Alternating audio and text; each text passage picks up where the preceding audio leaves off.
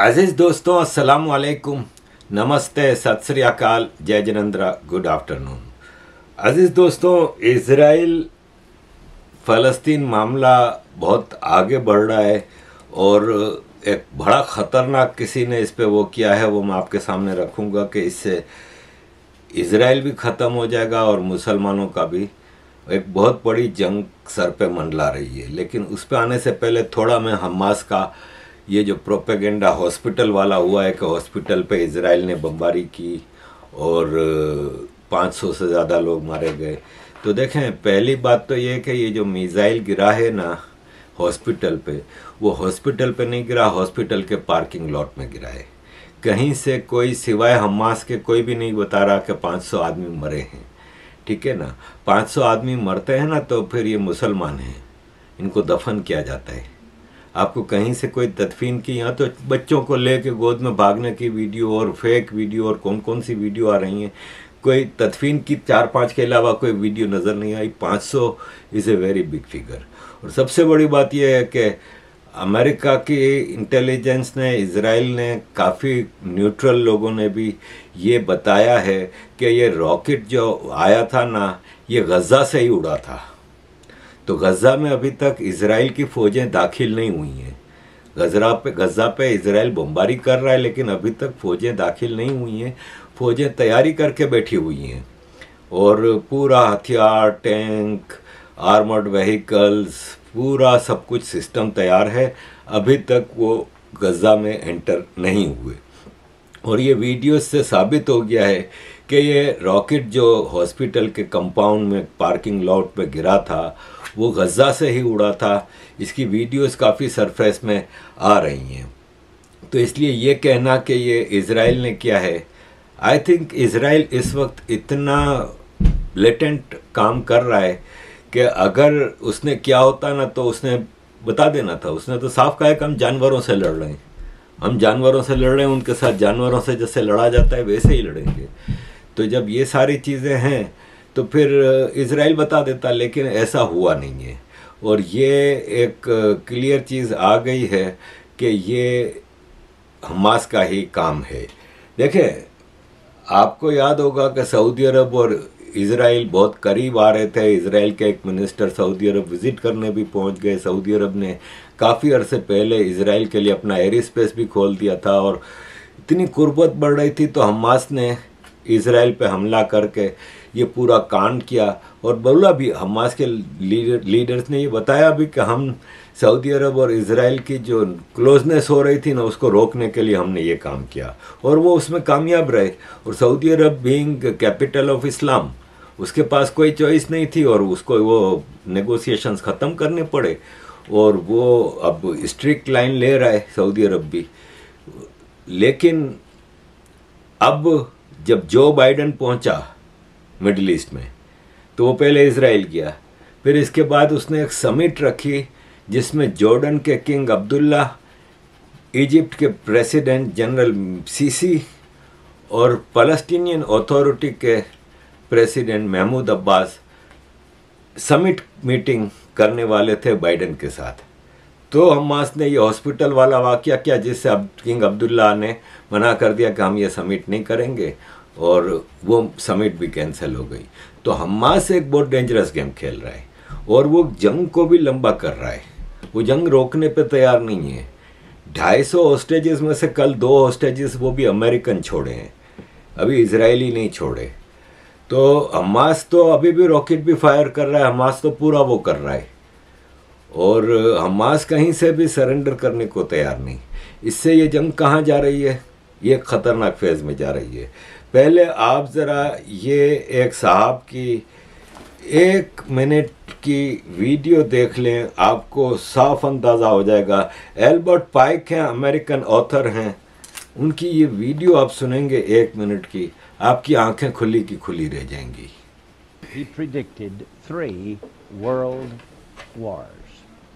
The first world war, he said, must be brought about, and I'm quoting from Albert Pike.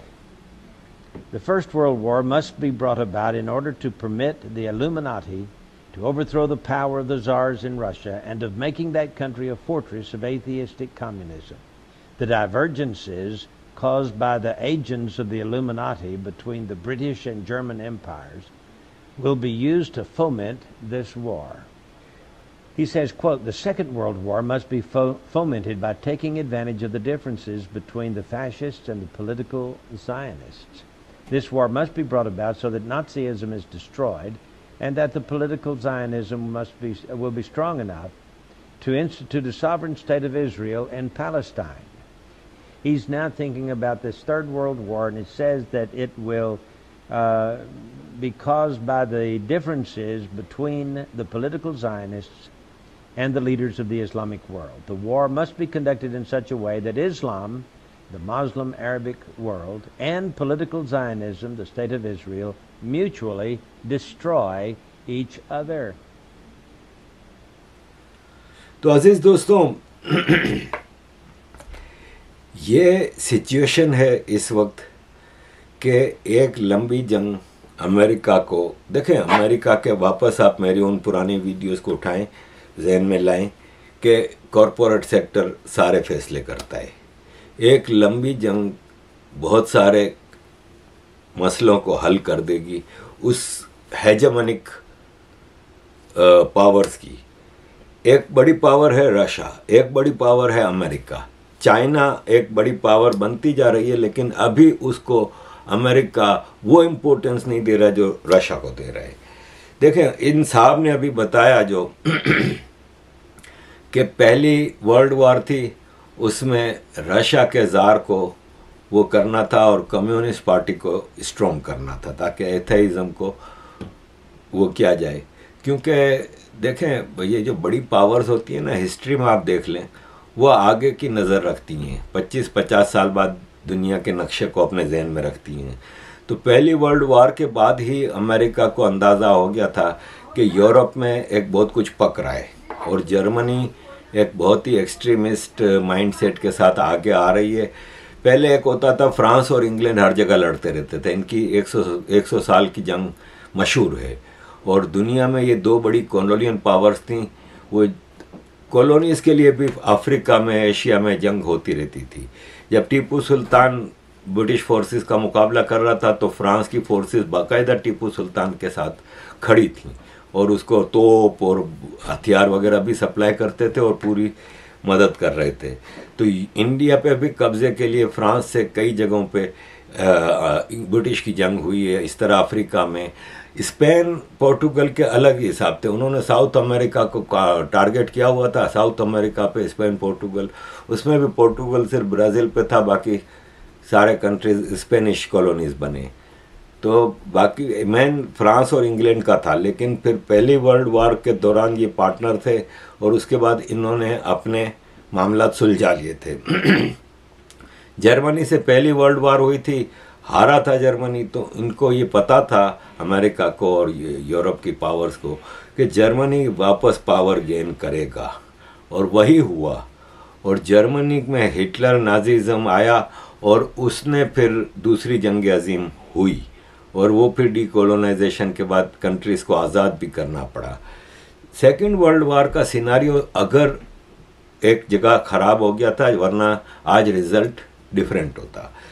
Russia अभी तक second world war में आया नहीं था, लेकिन जर्मनी के हिटलर ने गलती ये की कि उसने रशिया पे हमला कर दिया, लेनिनग्राड पे हमला कर दिया और जंग को यूरोप से उस तरफ लेके गया। हो जब इसने रशिया पे हमला किया तो रशिया फिर फुल फ्लेज पावर के साथ जर्मनी से लड़ा और सबसे ज़्यादा सेकेंड वर्ल्ड वॉर में कैजुअल्टीज़ भी रशिया की हुई हैं, सबसे ज़्यादा रशियन फौजी मरे हैं और रशिया ने सबसे ज़्यादा मुकाबला किया। अमेरिकन फोर्सेस तो एंड पे आई हैं, 44 में शायद आई हैं। अमेरिका तो आखिरी में जंग जब नज़र आ रहा था कब जर्मनी जापान का मामला ख़राब हो गया तो अमेरिका की फोर्सेस आई हैं। जब नॉर्मंडी पे अमेरिका की फोर्सेस उतरी हैं तो फ्रांस तो नाजी कब्जा कर चुके थे, तो अमेरिका तो बहुत बाद में आया। रशिया का जर्मनी से पंगा ना होता और अगर रशिया और जर्मनी का अलायंस हो जाता तो आज शायद यूरोप का और दुनिया का नक्शा मुख्तलिफ होता।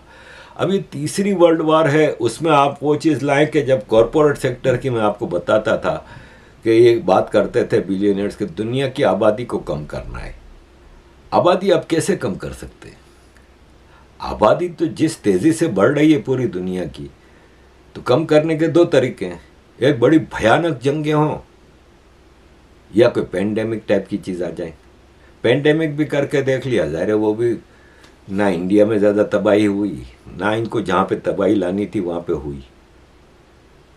बूढ़े यूरोप और अमेरिका और वेस्ट में बूढ़ों की पॉपुलेशन ज़्यादा है बनिस्बत यंग जनरेशन के, क्योंकि ये लोग बच्चे पैदा नहीं करते, तो इनकी पॉपुलेशन बूढ़ी होती जा रही है। तो इन्होंने बूढ़ों से जान छुड़ाई थी इस पेंडेमिक में। यूरोप अमेरिका में ज़्यादातर बूढ़े मर गए।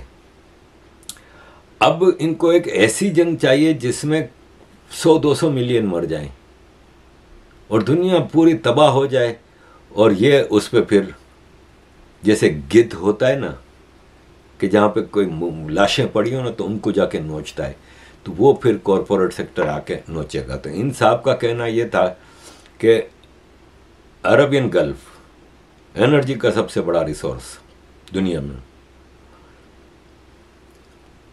और ये पूरा इस्लामिक एक्सट्रीमिज्म को इन्होंने बढ़ावा दे दे के उस स्टेज पे पहुंचा दिया कि आज पूरी दुनिया का अमन इन इस्लामिक एक्सट्रीमिज्म से ख़राब हो रहा है।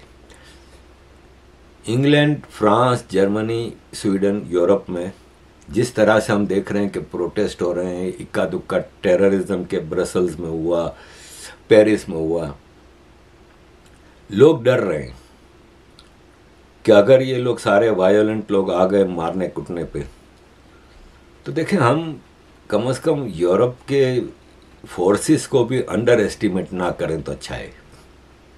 कि जिस दिन कोई सिविल वार टाइप की चीज़ हुई ना, तो चुन चुन के मुसलमानों को यहाँ मारा जाएगा। ये मैं आपको बता दूं, बहुत हुआ तो मुसलमान कोई कलाशंकोव किसी के पास होगी, बाकी चाकुओं से लड़ रहे होंगे, किसी के पास पिस्टल होगी, फिर सिविलियन गोरा नहीं लड़ेगा, फिर फौजें आएंगी। और जब इनकी फौजें अपने अपने मुल्कों में आके सफाया करना शुरू कर देंगी ना, तो जैसे इसराइल के पास आज मैंडेट मिला हुआ है ना कि हम पे तो टेररिस्ट अटैक हुआ है, हम तो करेंगे अब सफाया, हम तो अब गजा को मिट्टी में मिला देंगे, फिर उस वक्त यहाँ पे ये होगा। अगर यहाँ पे कोई 2-4 बड़े टेररिज्म के एक्ट कर देता है ना मुसलमान, और अगर कोई बड़ी वार उधर शुरू हो जाती है और वर्ल्ड वॉर 3 जैसा सिनारियो आता है, तो ये भी अपने मुल्कों से ये सफाया कर देंगे। देखें, सेकेंड वर्ल्ड वॉर के बाद यूरोप को पूरा तबाह था। यूरोप ईस्ट से लेके वेस्ट तक, यूके तक, सब पूरा यूरोप तबाह था। लाखों लोग मर गए थे। रीबिल्डिंग के लिए पैसा बहुत था इनके पास, क्योंकि कॉलोनियल पावर्स थी ना, पूरी दुनिया को लूट के बैठे थे। रीबिल्डिंग के लिए मैन पावर चाहिए थी। मैन पावर उस वक्त सस्ती कहाँ थी इनकी कॉलोनीज में? बेल्जियम, जर्मनी, हॉलैंड और स्कैंडिनेविया, इन लोगों ने ज़्यादातर cheap labour, man power import की। तुर्की, अल्जीरिया, मोरक्को, ट्यूनीसिया, ये चीप लेबर थी, चीप मैन पावर थी, इनको इंपोर्ट किया। उस वक्त कोई इस्लामी जिहाद और इस्लामी वो नहीं था, नए नए सब मुल्क आज़ाद हुए थे, अपनी अपनी में लगे हुए थे। आप में से ज़्यादातर लोगों ने 1979 से पहले जिहाद और ये सब नहीं सुना होगा। इस्लामिक एक्सट्रीमिज़म टर्म था ही नहीं कहीं। इस्लामिक एक्सट्रीमिज़म था, लेकिन वो वायोलेंस पे अभी तक उस पर नहीं आया था कि ये सब कॉलोनीज थी। मुसलमान मुल्क सारी कॉलोनीज थी। कोई एक डेवलप्ड इस्लामिक कंट्री नहीं था सिवाय तुर्की के, क्योंकि वो खिलाफत थी। लेकिन वो भी अंग्रेज़ों ने खलीफा को माजूल किया था, कमाल अतातुर्क को तुर्की का चीफ बनाया था, तो वो भी एज सच, वो आज जो अरबगान है वो तुर्की कभी भी नहीं था। तुर्की भी एक सेक्युलर लिबरल स्टेट होती थी। तो इस तरह इन्होंने लेबर वो इंपोर्ट की जो लिबरल थी, सेक्युलर टाइप के थे, मोरक्को वगैरह में भी। लेकिन बाद में फिर इन्फ्लक्स आया टेररिस्टों का। जैसे ये नाइजल फरज ने एक बड़ी अच्छी चीज़ बताई है कि 1992 में डेनमार्क ने 321 फ़लस्तीनी रेफ्यूजीज को पनाह दी, 321 पैलेस्टीनियन रेफ्यूजीज। 2019 में आंकड़े बताते हैं कि उन 321 में से 64%, 64% क्राइम में इन्वॉल्व हैं, कहीं ना कहीं उनका कोई क्राइम रजिस्टर हुआ है, 64%। और उसमें से उनके जो बच्चे हुए हैं 34% वो बच्चे भी क्राइम में इन्वॉल्व हैं, और ज़्यादातर उसमें से सोशल वेलफेयर सिस्टम से पैसा लेते हैं, काम वाम नहीं करते। तो अब जो वो तो रीबिल्डिंग में आ गया सेकेंड वर्ल्ड वॉर के बाद। जैसे पाकिस्तान ने मंगला डैम बनाना शुरू किया तो बड़ा हंगामा मचा, क्योंकि वो पूरे शहर वादी नीलम के मीरपुर, ख़ास तौर पे मीरपुर शहर पूरा उस मंगला डैम के पानी के नीचे डूबना था। तो इंग्लैंड ने उस वक्त भी लाखों कश्मीरी, आज जो हमें इतना कश्मीरी यहाँ पे इंग्लैंड में मिलता है वो मीरपुर का ज़्यादा मिलता है, इसलिए कि वो वहाँ से फिर इंग्लैंड ने अजाइलम दी थी। जैसे आज हमारे स्कॉटलैंड के हमजा यूसुफ फर्स्ट मिनिस्टर, वो कह रहे हैं हम फ़लस्तीनियों को पनाह देने को तैयार हैं, हम अपने बॉर्डर्स फ़लस्तीनियों के लिए खोल रहे हैं। वो तो इसलिए कर रहा है कि उसकी ससुराल, उसका ससुराल वो है फ़लस्तीनी है, तो वो तो अपने ससुराल के लिए कर रहा है। और एक्सट्रीमिस्ट तो वो है ही, उसकी कई स्पीचेस मौजूद हैं पार्लियामेंट में जो कि रेसिज्म के उसमें आती हैं, जिसमें उसने लिस्ट बताई थी कि देखें ये सारे पोस्ट पे कोई भी नॉन गोरा नहीं है। हर गवर्नमेंटल हाई पोस्ट पे, चाहे वो जजेस हों, चाहे वो मिनिस्टर्स हों, चाहे वो वकील हों, चाहे वो सिविल ब्यूरोक्रेसी हो, सब में गोरे हैं, कोई कलर बंदा नहीं है। ये इसकी पार्लियामेंट में स्पीच मौजूद है। लेकिन क्या करें, यहाँ पे जैसे सादिक खान को लंदन का मेयर बना दिया, ऐसे ये चीज़ें हुई हैं। तो उस सिनारियो में अगर आप देखें कि अगर कोई बड़ी वार होती है और वहाँ होती है, तो यहाँ पे फिर एक सिविल वार वाली सिचुएशन आएगी, तो यहाँ पे फिर फौजों को मौका मिलेगा ऐसा सफाया करने का कि यहाँ से भी फिर।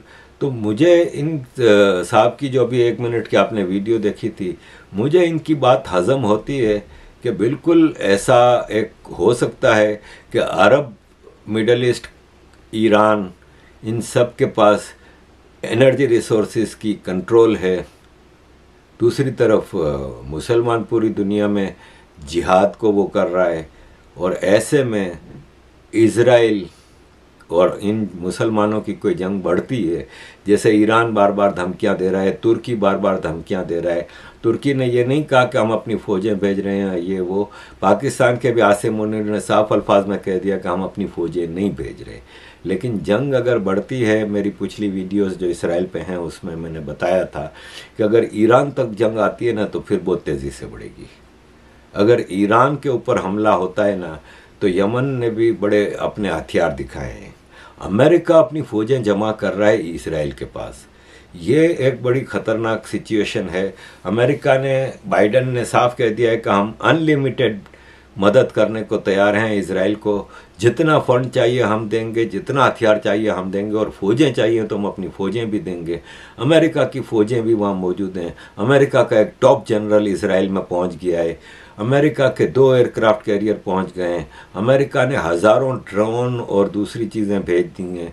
पूरा अमेरिका का इंटेलिजेंस नेटवर्क इस वक्त इसराइल के साथ मिलकर काम कर रहा है, जिसके जवाब में फिर रशिया ने भी अपना एक बड़ा वो भेज दिया है हवाई जहाज़।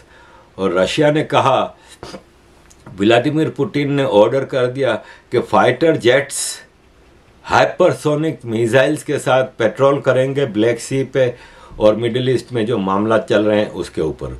पुतिन ने MiG-31 एयरक्राफ्ट जिसमें किंजल मिसाइल लगे हुए हैं वो डिप्लॉय कर दिए हैं। किंजल मिसाइल है ना, वो 1000 किलोमीटर से ज़्यादा के रेंज पे हमला कर सकता है और मैक 9 की स्पीड से सफ़र करता है, और हाइपरसोनिक है, इसलिए वो किसी राडार वाडार के भी उसमें नहीं आता। पुतिन ने कहा कि हम किसी को थ्रेट नहीं दे रहे, लेकिन हम अपना कंट्रोल देखने के लिए, पूरा विजुअल कंट्रोल के लिए हम ये चीज़ कर रहे हैं। इसका मतलब यह है कि रशिया भी वहाँ पे जमा हो रहा है, अमेरिका भी वहाँ पे जमा हो रहा है, यूरोप भी वहाँ पे जमा हो रहा है, बाइडन जा रहा है, ब्लिंकन जा रहा है, ऋषि सुनक जा रहा है, अभी मैक्रोन जाएगा, अभी लाइन से जा रहे हैं। तो मामला ये है कि या तो ये जंग को बढ़ाने के लिए जा रहे हैं कि घटाने के लिए जा रहे हैं, ये अभी तक समझ में आता नहीं।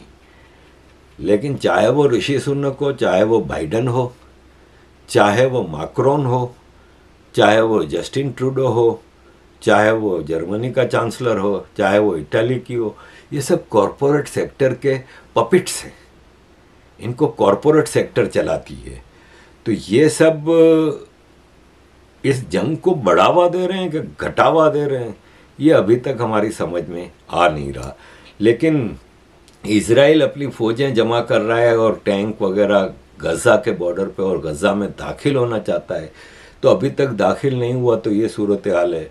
एक बार वो गजा में दाखिल होता है तो हिजबुल्लाह ने साफ कहा है कि लेबनान से कि हम अटैक करेंगे, और हिजबुल्लाह के पास नॉर्थ कोरिया के हथियार मौजूद हैं। नॉर्थ कोरिया के हथियार हिजबुल्लाह के पास ढेर से मौजूद हैं, जिसमें बड़े बड़े मिसाइल हैं और वो मिसाइल काफ़ी तबाही कर सकते हैं। तो ये सारे सिनारियों में आप देखें तो नॉर्थ कोरिया, चाइना, रशिया, फिर इस तरफ आ जाएं तो एंटी वेस्ट फीलिंग मुस्लिम कंट्रीज़ में बहुत है, चाहे वो तालिबान हो, चाहे वो कोई भी हो। तो ये सब अगर आप डॉट टू डॉट मिलाएं और अगर ये जंग बढ़ती है तो मालूम नहीं क्या होगा। अजीज दोस्तों, thank you very much for all your support. Kindly keep supporting.